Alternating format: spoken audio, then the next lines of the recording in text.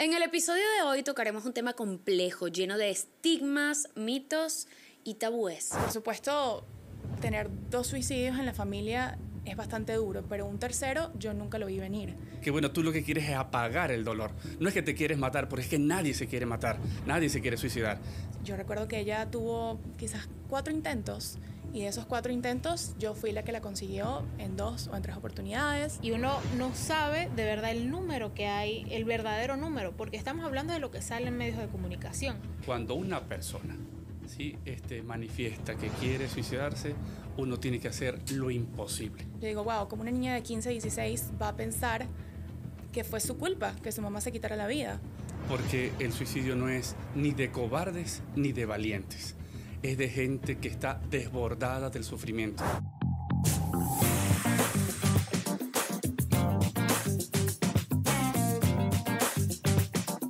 El podcast de Rocío es presentado por Un Pelo Pantene lo dice todo. Multimax Store, las mejores marcas en un solo lugar. Banco Plaza, tú cuentas. Empire Keyway, la moto que mueve a Venezuela. Furlois, aprende inglés para un mejor futuro. Lemo, deja que tu outfit hable por ti. Quería reunirlos para hablar del suicidio, partiendo de la premisa de que no toda persona que ha pasado por una depresión es suicida.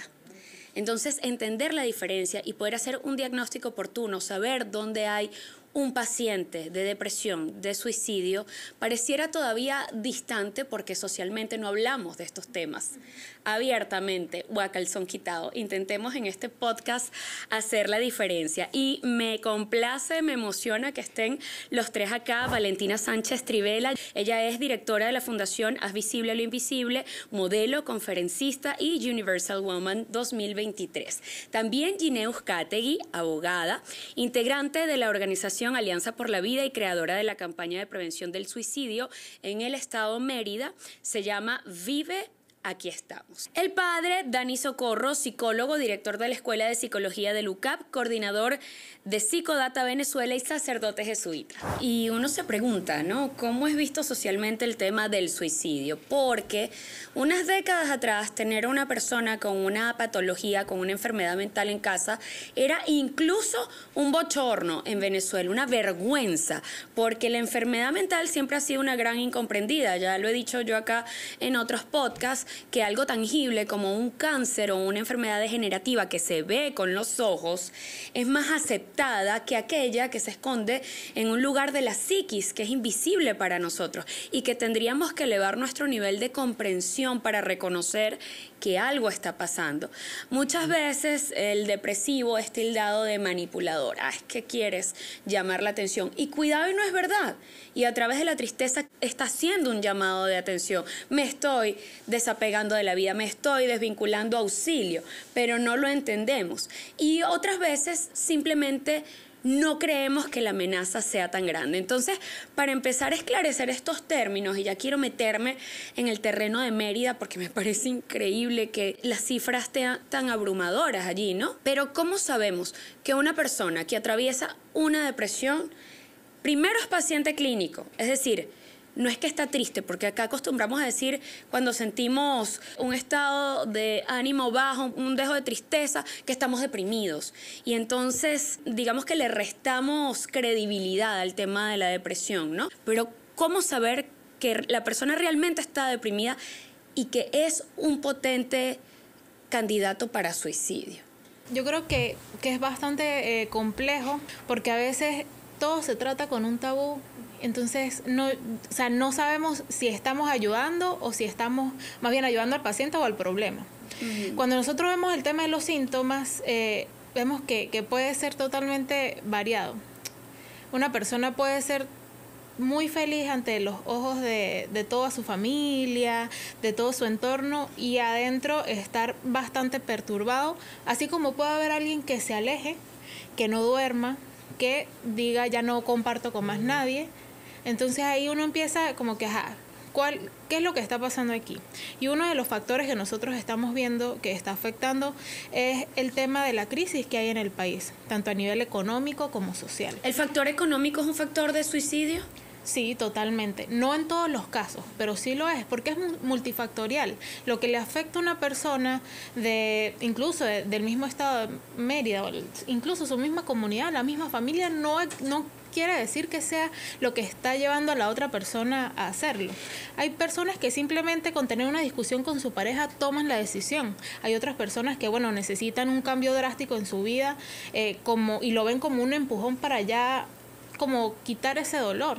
Podemos decir que el perfil de la persona nunca es igual, nunca es lo mismo, o sea, lo que le afecta a uno le afecta a la otra. Uh-huh. Entonces, por eso sí vemos que lo primero que nosotros tenemos que hacer cuando vemos simplemente esa persona que está muy alegre y a veces está apagada y de repente como que se apaga. Como una bipolaridad de carácter, dices. Sí, uno tiene que entender que nosotros estamos el común denominador, el amigo, para escuchar. Pero siempre el primer paso es llevarlo hacia un profesional y entender que esto hay que normalizarlo. Las estadísticas que arrojan, ¿cuál es la principal causa, el motivo del deseo de suicidio? La economía ya me decías que es uno, pero hay otros factores. Mérida, quizás por ser Mérida una ciudad fría, sí, pudiera tener que ver con el clima. Mira, Mérida no es que desde 20 años para acá está siendo la primera en la tasa de violencia autoinfligida, sino ya tiene años. Lo que pasa es que han cambiado las variables, ha cambiado que a lo mejor ya la tasa de mujeres está subiendo, la de jóvenes también.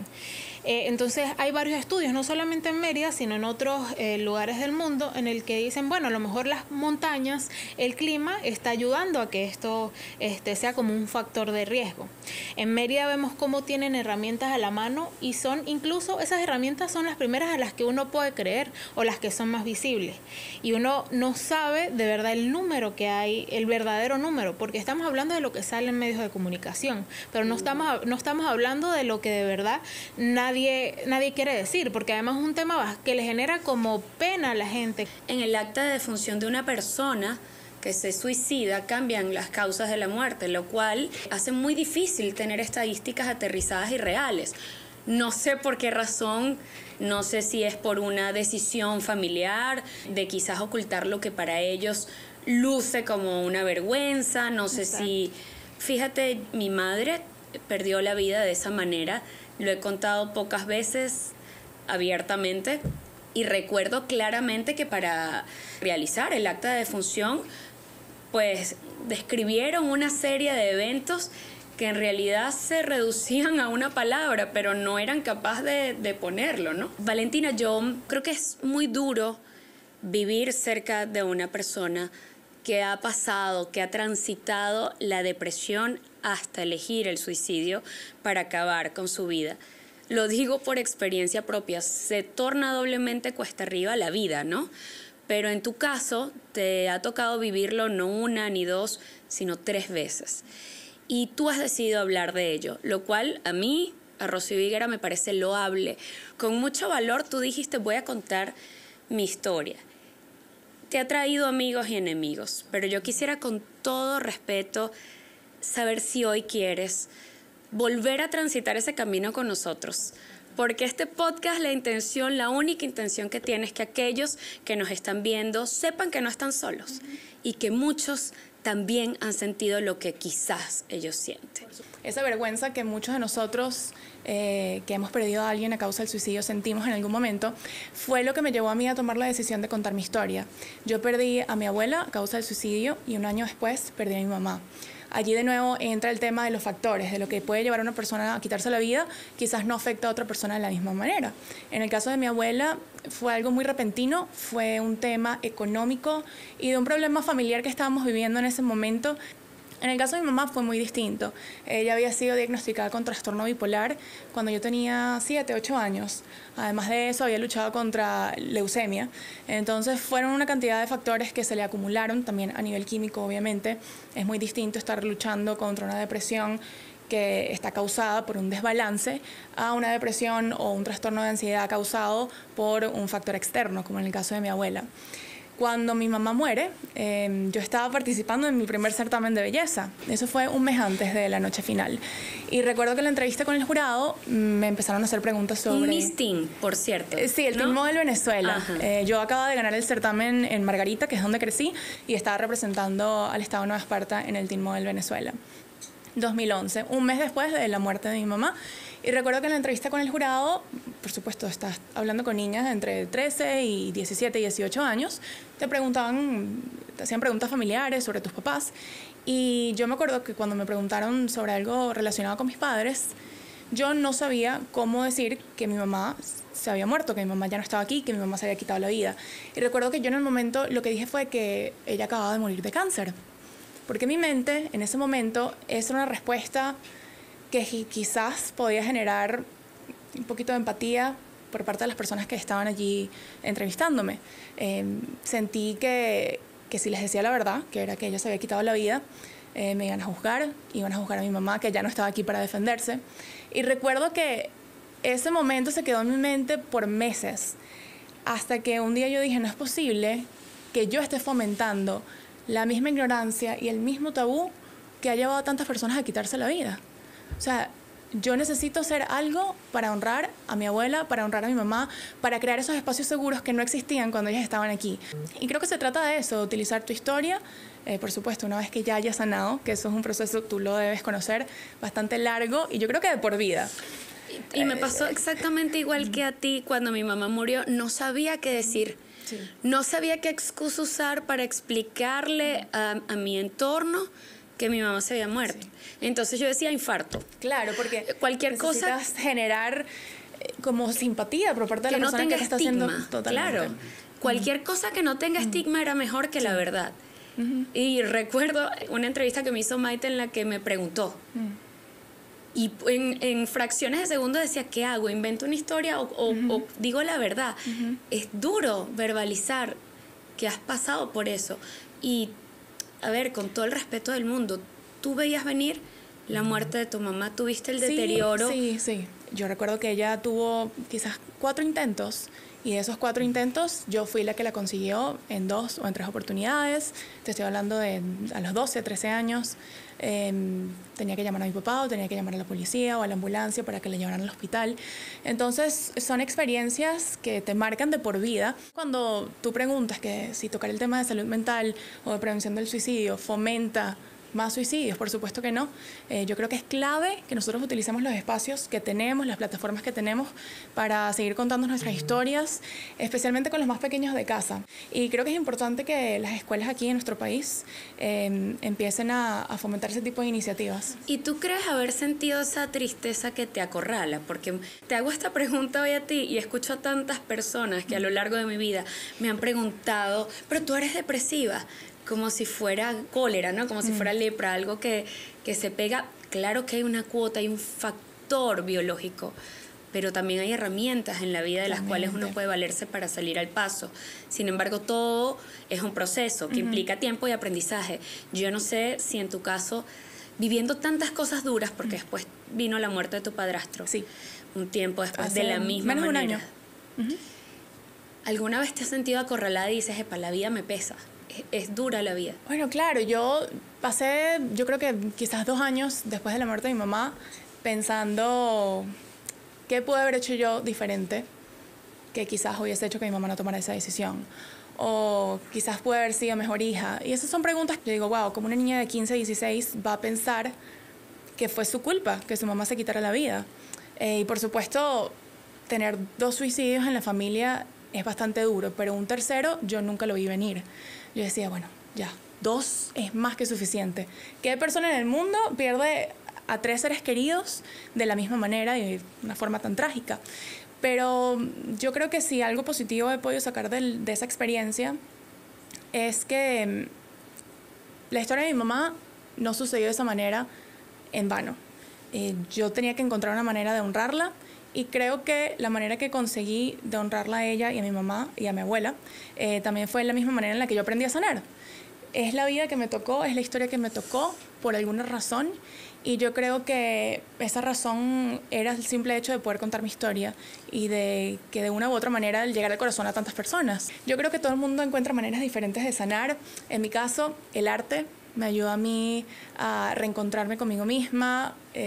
Soy amante de los animales. Esa es otra cosa que comparto con mi mamá y con mi tío. Y el simple hecho de poder aportar un granito de arena es algo que me ayuda a mí a sanar y a conseguirle sentido a la vida. Yo creo que se trata de eso, de conseguir cosas que te hacen feliz, de conseguir maneras de honrar a esas personas que ya no están aquí, pero como te digo, gracias a Dios nunca he tenido pensamientos suicidas, y en el caso de que eso llegue a suceder, porque como lo decíamos, le puede pasar a cualquier persona, creo que tengo las herramientas que necesito para poder llevarlo. Bueno, amén, que así sea. Y ella me dice, ahora lo entiendo, todavía eres demasiado joven y tienes un camino demasiado largo por andar, y la sabiduría a veces es cuestión de tiempo, padre. A veces hay heridas que solo sanan con el tiempo. Fíjate que yo coincido contigo.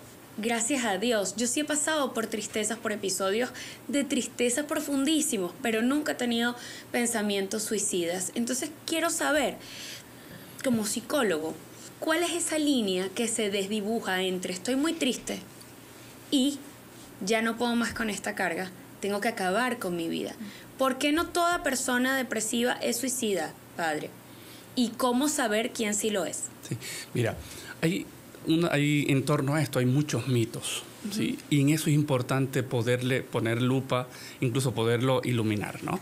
Uno de los mitos es que solo se suicidan los que tienen depresión o los que tienen un cuadro depresivo, ¿sí? Por supuesto, los que tienen un cuadro depresivo, los que tienen un trastorno de depresión mayor, los que tienen trastorno bipolar, los que tienen trastorno del límite de la personalidad, se hacen más vulnerables a tomar este tipo de decisiones por el desborde que sucede en la persona. Pero no es solamente ello. Cualquiera de nosotros pudiera llegar a cometer ese acto.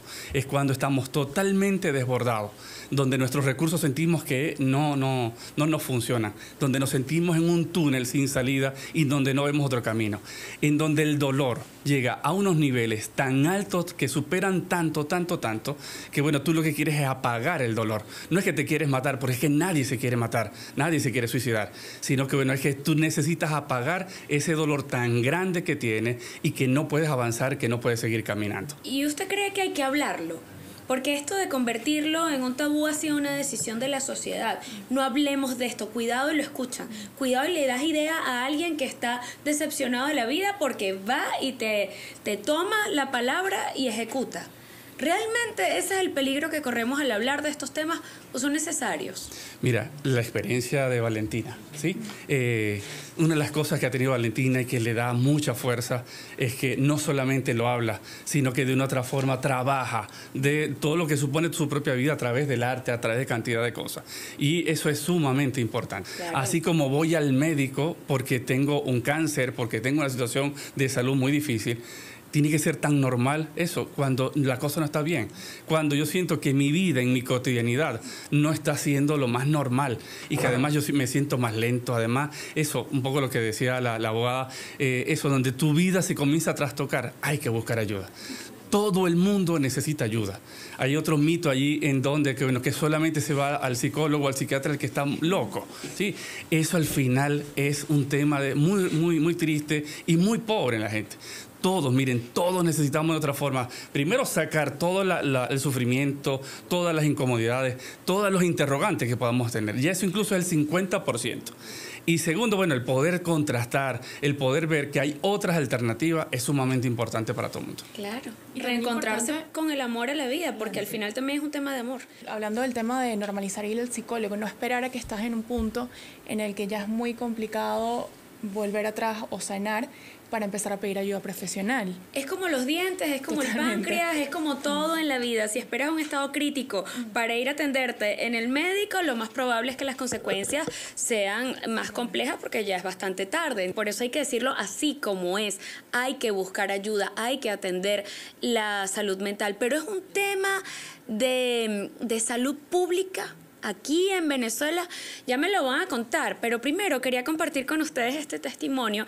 Ella es Aymara Cañizales, nos envía este sonido desde España y es hermana de Alejandro Cañizales, periodista, quien acostumbraba a darnos el reporte desde su helicóptero y se suicidó en el año 2018, una noticia que tuvo, bueno, mucha resonancia acá en el país y ella decide un poco hablarnos de su experiencia con lo que le pasó a su hermano en el marco de este podcast. Vamos a escucharla.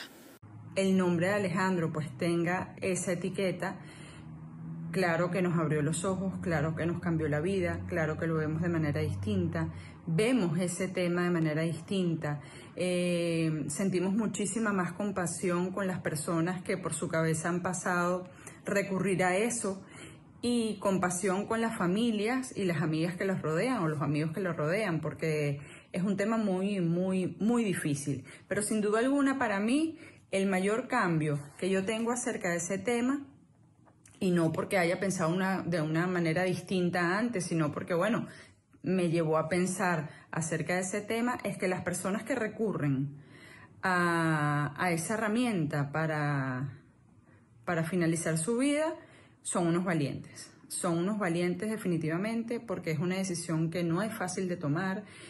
El pensamiento de si pudimos haberlo evitado siempre está presente, pero al principio cuando comienzas a caminar el camino del duelo por una pérdida tan dura y tan inesperada como la de Alejandro, te lo preguntas 10.000 veces, son muchas preguntas que vienen a la mente, hay mucho sentimiento de culpa y a medida que vas avanzando, que vas además como atando cabos, que vas echando la película para atrás, pues también te das cuenta que en tus manos no estaba evitarlo. Llama mucho la atención que ella de alguna manera vea a su hermano como un héroe, que de seguro lo es por sus méritos profesionales, por lo que sembró en su familia, por los valores que dejó, por el amor que dio. Sin embargo, pues cabría pensar que también lo es por la forma en la que decidió morir. Hay que tener valor para suicidarse, hay mérito en el suicidio. ¿Qué piensan ustedes, padre? Si hay algo que tenemos que trabajar, incluso las familias que experimentan esto, es que no podemos ver a la persona como un héroe ante este evento. Porque el suicidio no es ni de cobardes ni de valientes. Es de gente que está desbordada del sufrimiento y quiere apagarlo, porque nadie quiere morir. Por supuesto, es un momento, y reitero, el tema de poder procesar, por lo que un poco también se decía allí, hay vergüenza, uno necesita procesar su duelo, tiene que tener un momento así de silencio, entonces a veces afuera como va presionando, y hay gente incluso que quiere ayudar diciendo palabras bonitas y a veces lo que hace es más bien dar muy duro, ¿no? Por eso aquí es muy importante, y quiero un poco insistir, la necesidad de que no solamente los psicólogos, los psiquiatras, los médicos tenemos que estar preparados. Todos tenemos que estar preparados y por eso es importante este tipo de medios, ¿no? De canales para poder trabajar todo lo que es el tema de la salud mental. Y yo no puedo desaprovechar su experiencia, su sapiencia espiritual, más allá de que estamos hablando con el psicólogo, pero también quiero aprovechar de meterme en ese terreno porque por lo menos a mí cuando pasó lo de mi madre hubo gente que me dijo tienes que rezar para que Dios la perdone y pueda entrar al cielo y eso es muy duro. Yo tenía 14 años, es muy duro. Cuando el juicio de las personas ya es entre líneas que te suicidaste, te vas para el infierno. Lo tienes ganado por suicida. ¿Cómo lo ve usted desde el punto de vista religioso? ¿Cómo cree que lo ve Dios? Siempre recuerdo a una persona, un padre mayor, Gustavo Sucre, figura clave en la Universidad Católica Andrés Bello, que a los 84 años fui con él a un funeral precisamente de una persona que se había suicidado. Y contó esta historia y creo que eso puede ayudar muchísimo. Estaba San Pedro en la puerta del cielo, dándole entrada a la gente que ya había muerto, entonces bueno, que iba para el cielo. Y así pasó el primero, pasó el segundo, pasó el tercero. El cuarto le dice Pedro, tú te suicidaste, te vas al infierno. ¿Sí? Y en eso aparece Jesús, abraza a la persona que se había suicidado y mirando a Pedro, abrazando fuertemente a la persona, le dice, Pedro, ya él viene del infierno, el cielo es su lugar, ¿sí? Entonces, bueno, ya pasar por la experiencia del suicidio es un profundo infierno y la misericordia de Dios es mucho más grande que mira más allá de eso, de las situaciones concretas que al final nos incomodan a nosotros y que no sabemos trabajarlas. Y por eso tenemos que los espacios seguros es como poder generarle cielo para que pueda abrir los ojos y mirar más allá de la adversidad. Sí, de hecho antes los actos fúnebres, no sé, en estos momentos no te permitían hacer la misa que se le hace a la persona por el simple hecho de que se haya suicidado. Pues qué necesario es que uno, porque yo también he tenido familiares que se han suicidado, de que de verdad se pueda hablar con confianza, sin sentirse juzgado, sin tener que dar explicaciones. Y creo que lo que hay en el entorno, o sea, esa es la manera de ayudar. Yo les comentaba de que hoy en día los medios de comunicación lo hacen ver de manera muy drástica. Y estoy hablando de redes personales.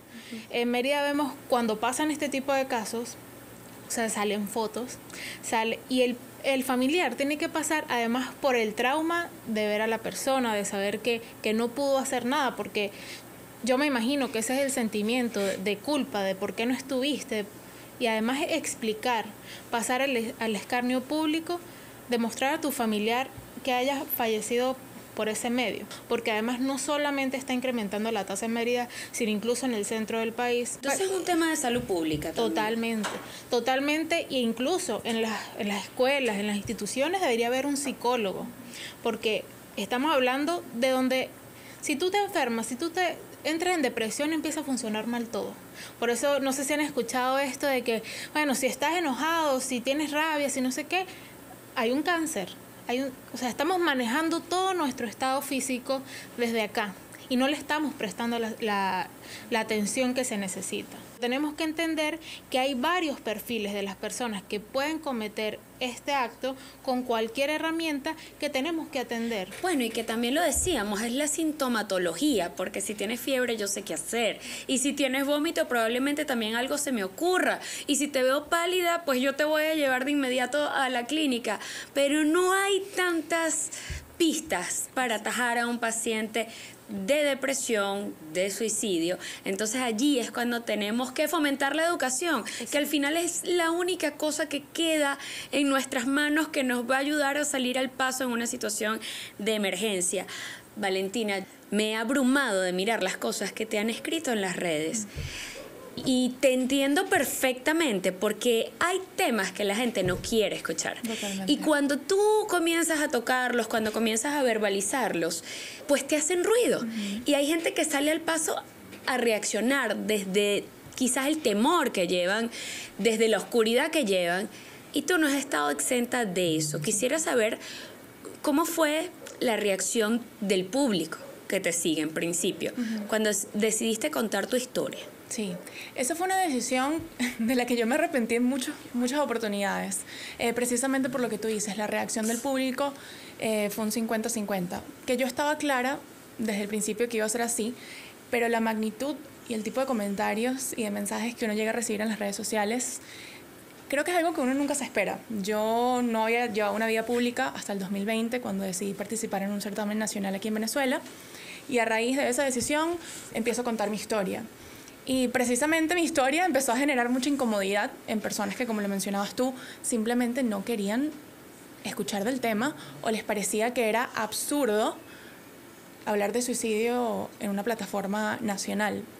Pero por supuesto que sí, los mensajes que yo recibía eran crueles, porque en las redes sociales, yo siempre lo digo, la gente se esconde detrás de una pantalla, de un usuario o una cuenta anónima y emite comentarios que son muy duros, especialmente cuando estamos tocando el tema de prevención del suicidio.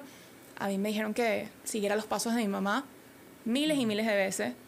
No solamente a mí, le escribían a mi hermana, le escribían a mis tíos, le escribían a familiares, amigos. Sinceramente mi historia generó muchos sentimientos en desconocidos, que fue algo que me sorprendió. Oye, pero decirle a alguien suicídate, lo que pasa es que las redes sociales son la oscuridad, la cloaca del mundo, donde la gente va a depositar todo eso malo que lleva por dentro y no sabe cómo sacárselo y encuentra una ventana. Pero qué irresponsabilidad mandar a alguien a que se quite la vida. Bueno, y no solamente desconocidos o cuentas anónimas, yo me imagino que eso estás al tanto de la denuncia que yo tuve que hacer en el 2022 a una figura pública que estaba emitiendo ese tipo de comentarios con una plataforma de yo creo que más de 500.000 de seguidores.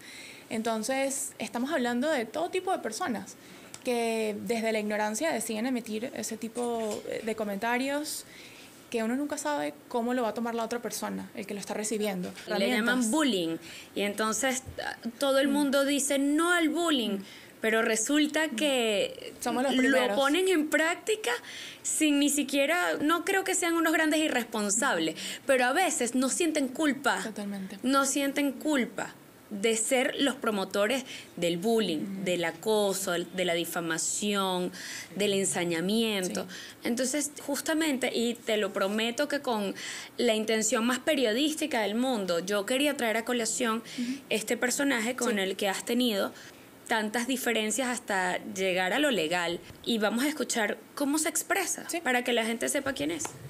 O sea, si tú eras una Miss, que de paso tienes que estudiarte la pregunta, que tenías que pasarte la pregunta para que te la estudiara, que eras tan bruta, más nunca vas a ser Miss Venezuela, porque es que yo lo dije, más nunca vas a ser Miss nada.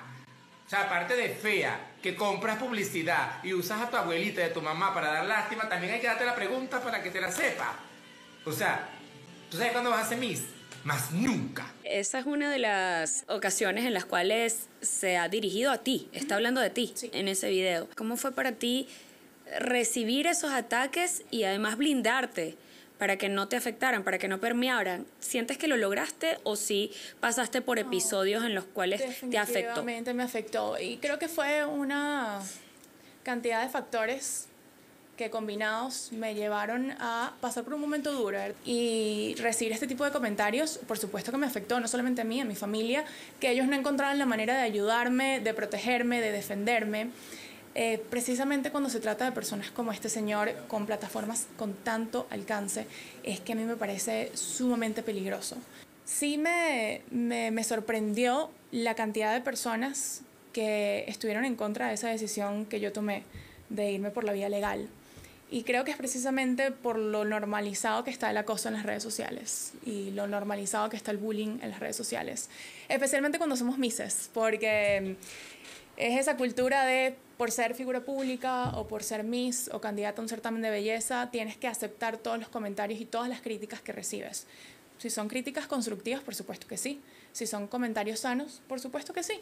Pero cuando ya estamos hablando de ataques, y no solamente a mi persona, sino a mi familia, yo creo que uno tiene todo el derecho de defenderse. No me arrepiento de esa decisión, pero sí siento una profunda tristeza por ese tipo de personas que teniendo una plataforma tan grande como él y pudiendo hacer algo positivo por el país, prefieren irse por la vía que él ha elegido. ¿Y hoy crees que contar tu historia te ayudó en el camino, que te abrió puertas, que quizás te hizo más visible, que despertó la sensibilidad de la gente, o no? Para aquellos que dicen, ella lo utilizó como recurso para crecer, para ascender, ¿tú qué dirías? No, por supuesto que no. Yo este trabajo con Haz Visible lo Invisible lo empecé a los 17 años, cuando no tenía planes ni de regresar a Venezuela, ni de participar en ningún otro certamen de belleza. Y no lo hacía precisamente porque tenía un plan o una estrategia y pensaba que quizás contar mi historia me podía ayudar a llegar a donde quería estar. Las cosas simplemente se fueron desarrollando de esa manera y ese era un proyecto que ya yo tenía encaminado, un proyecto de vida, más allá de las decisiones que tomé años después de participar en certámenes de belleza y de convertirme en figura pública. Es una parte de mi vida que yo no pienso dejar a un lado por nada. Ocultar, claro, digamos que más bien estas plataformas te ayudaron a darle visibilidad a tu fundación, ¿lo ves así? Claro que sí. Porque, mira, más allá de lo que alguien pueda percibir, yo creo que esta es una historia de vida que nadie quiere contar.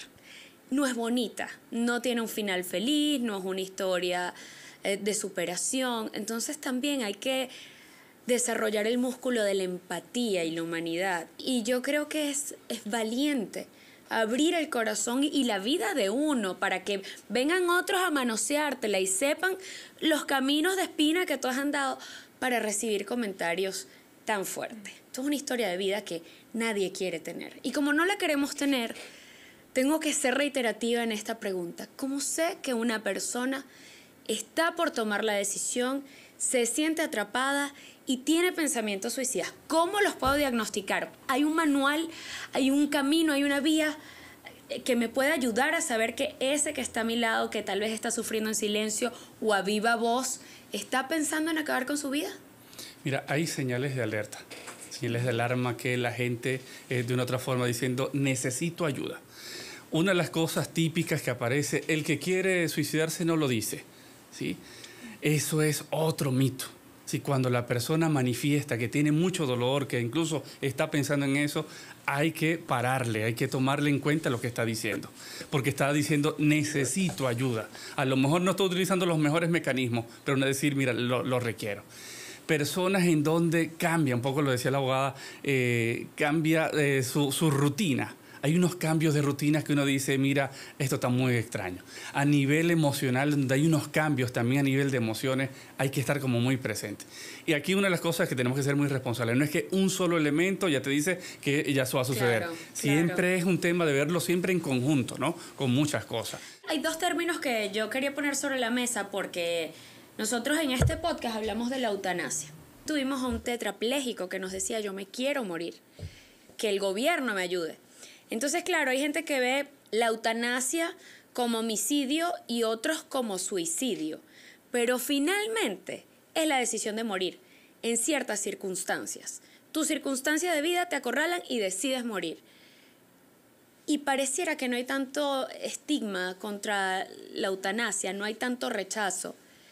Hay momentos, hay escenarios en los cuales el suicidio puede lucir no tan descabellado. Cuando una persona ¿sí? Manifiesta que quiere suicidarse, uno tiene que hacer lo imposible. ¿Sí? Uno tiene que tomar las previsiones, llamar a la familia, tenerlo que internar, porque bueno, que hay que salvar la vida a toda costa, porque no sabemos si, bueno, sí, está racionalizando, está teniendo la vida, sino más bien un tema de desborde, como lo hemos conversado. Exactamente, no dejarlo solo. Entonces, por eso, para nosotros, como psicólogos, por encima de todo está la vida. Y claro, cómo poder generar mecanismos para que la persona pueda luchar por la vida. Todo aquello que nos lleve en una dirección distinta es antinatural.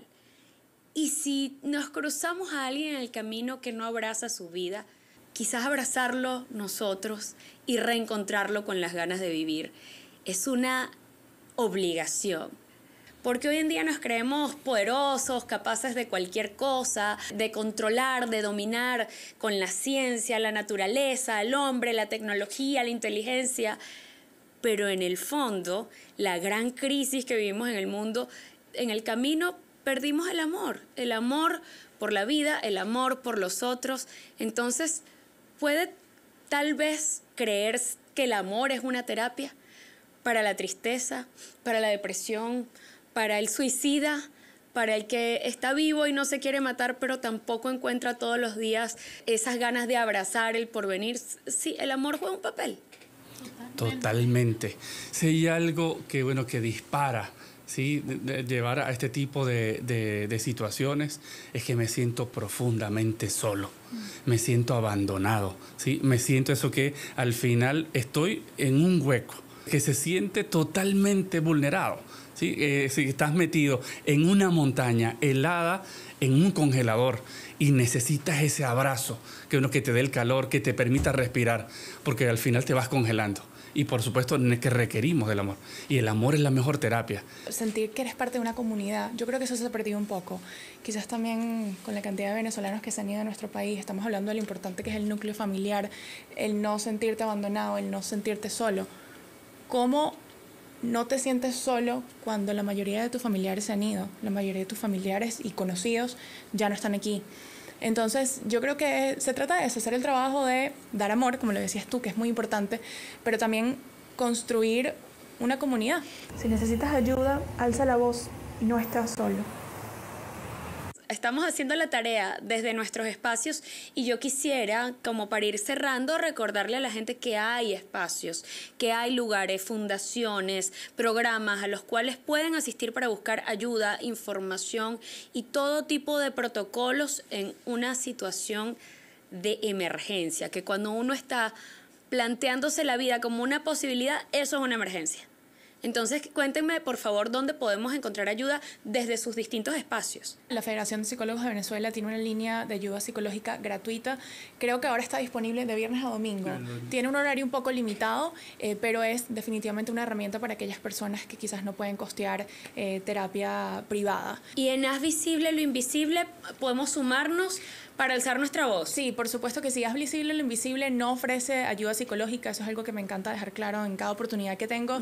Yo no estudié psicología, no soy profesional en el área de salud. Es simplemente una fundación que se dedica a compartir información y, por supuesto, compartir esas herramientas que sí pueden utilizar las personas que las necesiten, como la Federación de Psicólogos de Venezuela, con esa línea de ayuda psicológica gratuita que están ofreciendo. Vive Aquí Estamos es una alianza pues de las organizaciones, como lo había comentado al principio, con unos actores que están allí pues tratando incluso de realizar o de proponer un observatorio de la salud mental. Y bueno, estamos realizando diferentes actividades, talleres, primeros auxilios psicológicos.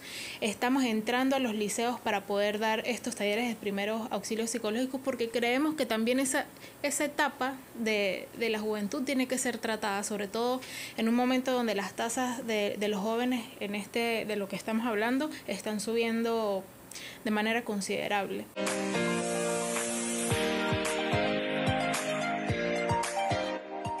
Entonces, utilicemos estas herramientas que están allí y que cada día se hacen más grandes para pues, ayudar a la vida, justamente. Les invito a que sigan la cuenta en Instagram @psicologiapisoucap.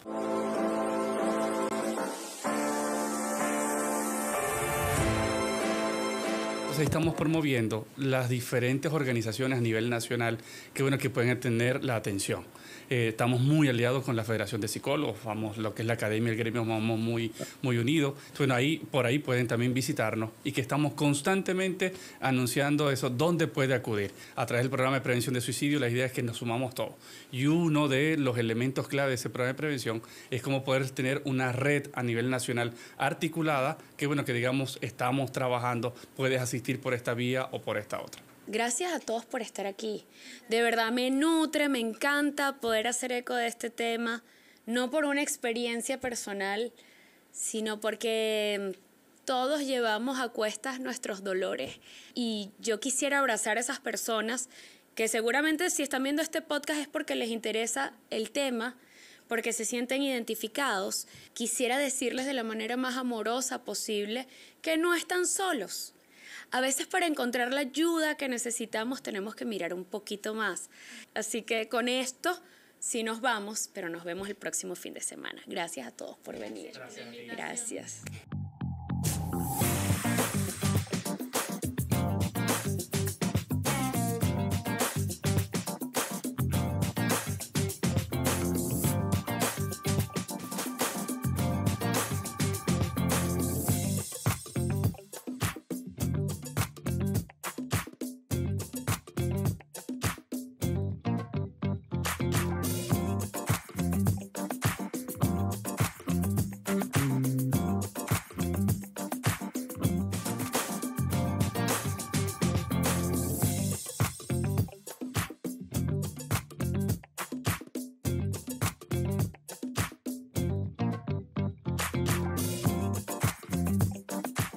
El podcast de Rocío es presentado por Un Pelo Pantene lo dice todo. Multimax Store, las mejores marcas en un solo lugar. Banco Plaza, tú cuentas. Empire Keyway, la moto que mueve a Venezuela. Furlois, aprende inglés para un mejor futuro. Lemo, deja que tu outfit hable por ti.